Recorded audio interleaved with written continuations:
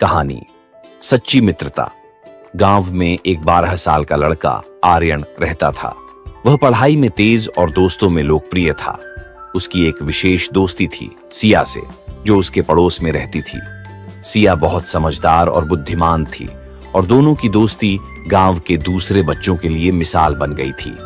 एक दिन गांव में एक नया लड़का विक्रांत आया।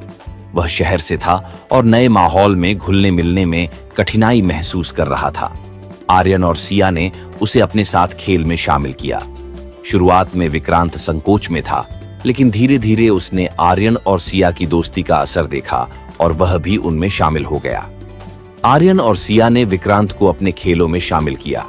तीनों ने मिलकर खेलना शुरू किया और विक्रांत की मुस्कान वापस लौटने लगी। तीनों का समय हंसी मजाक में बीतने लगा। विक्रांत ने आर्यन और सिया को अपने शहरी जीवन के बारे में बताया, जिससे उनकी दोस्ती और मजबूत हुई। एक दिन गांव में एक बड़ा खेल प्रतियोगिता आयोजित हुआ। आर्यन ने सोचा कि वह और विक्रांत मिलकर क्रिकेट में भाग लेंगे, लेकिन सिया ने कहा, हमें सही तरीके से अभ्यास करना होगा। उन्होंने कई दिन तक अभ्यास किया। प्रतियोगिता के दिन आर्यन और विक्रांत ने पूरी मेहनत की, लेकिन मैच हार गए। आर्यन निराश हुआ, लेकिन सिया ने उसे समझाया, जीत और हार दोनों जीवन का हिस्सा हैं। महत्वपूर्ण है कि हमने साथ में खेला और कोशिश की। कुछ समय बाद विक्रांत ने गांव में एक समस्या देखी। गांव के बच्चे अक्सर पढ़ाई में कमजोर थे। विक्रांत ने आर्यन और सिया से कहा, हमें कुछ करना चाहिए। उन्होंने एक अध्ययन समूह बनाया, जिसमें वे बच्चों को पढ़ाने लगे। धीरे धीरे गांव के बच्चे पढ़ाई में अच्छा करने लगे। सभी ने उनकी मेहनत की सराहना की। यह देखकर विक्रांत को खुशी हुई और उसने महसूस किया कि सच्ची मित्रता न केवल अपने लिए बल्कि दूसरों के लिए भी होती है। एक दिन गांव में एक त्योहार आया। सभी बच्चे मिलकर तैयारी कर रहे थे। विक्रांत को एक ऐसा काम सौंपा गया जो बहुत मुश्किल था। उसे एक नृत्य प्रदर्शन का नेतृत्व करना था, लेकिन कुछ दिन पहले विक्रांत बीमार पड़ गया। आर्यन और सिया ने विक्रांत का ख्याल रखा। वे न केवल उसकी मदद करते रहे, बल्कि उन्होंने नृत्य की भी पूरी तैयारी की।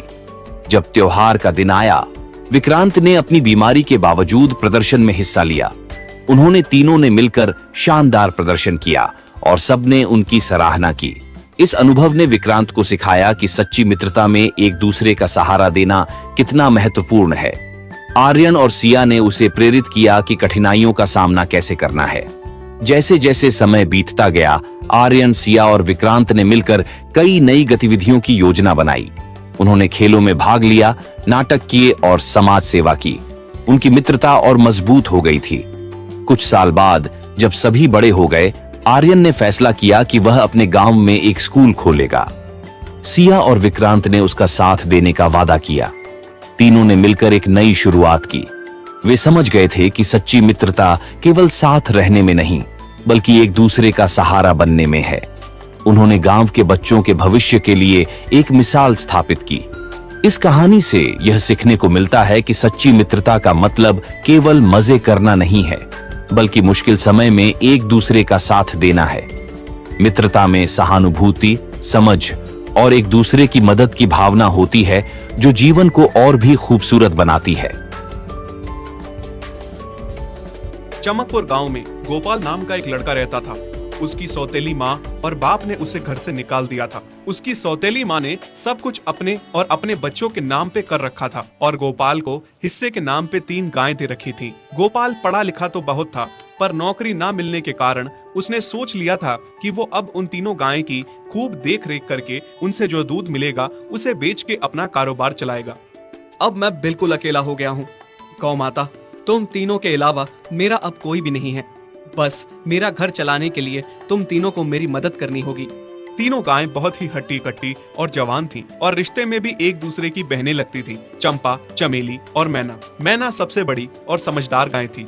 चंपा गर्भवती थी और चमेली को अभी अभी बच्चा हुआ था। वो दूध दे रही थी, जिसके दूध को बेच के गोपाल का थोड़ा बहुत घर चल रहा था। पर गोपाल को अब चंपा और मैना पे पूरा भरोसा था कि जब उनका बच्चा हो जाएगा तो वो खूब दूध देने लगेंगी और जिससे उसका कारोबार अच्छे से सेट हो जाएगा। देखा चमेली बहन, हमारे मालिक को कितनी उम्मीदें हैं हम तीनों से। हाँ चंपा, सुना मैंने, मालिक ने हमसे कितनी सारी उम्मीदें लगा रखी हैं। और उम्मीद रखे भी क्यों ना। कितना समय खर्च करते हैं मालिक हम पे और कितनी सेवा करते हैं हमारी, कितना खिलाते पिलाते हैं हमें, और फिर हम मालिक की उम्मीदों पे खरा ना उतरेंगी तो धिक्कार है हमारी जिंदगी पर। सही कह रही हो बहन तुम। चलो हम तो मालिक के लिए कुछ ना कुछ कर ही लेंगे। तुमने बच्चा दे दिया है, दूध भी दे रही हो, मैं भी गर्भवती हूँ।